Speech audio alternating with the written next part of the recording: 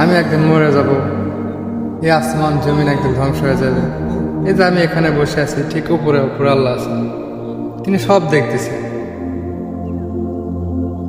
তিনি আমাদের ডাকতেছে, কিন্তু আমরা তার ডাকে সাড়া দিচ্ছি না।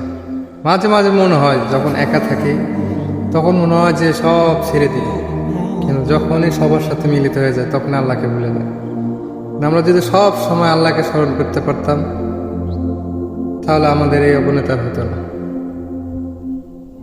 আমি এখানে আজকে কথা বলতেছি, 2 দিন পর কিছুই থাকবে না, এক সময় আমিও মারা যাব। এই যে আকাশ দেখতেছি, জমিন দেখতেছি, আমার কাছ থেকে সব কিছু কেড়ে নেওয়া হবে। এই জমি, এই মাটি, এই ধান, এই আকাশ, এই বাতাস, সব কিছু, বাড়ি ঘর, স্ত্রী সম্পদ, কোনো কিছুই থাকবে না।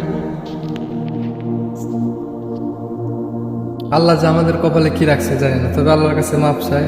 আল্লাহ আমাদেরকে সবাইকে মাফ করে দিক এবং তার ইবাদত করার মতো যেন তৌফিক আল্লাহ তাআলা আমাদের দান করে।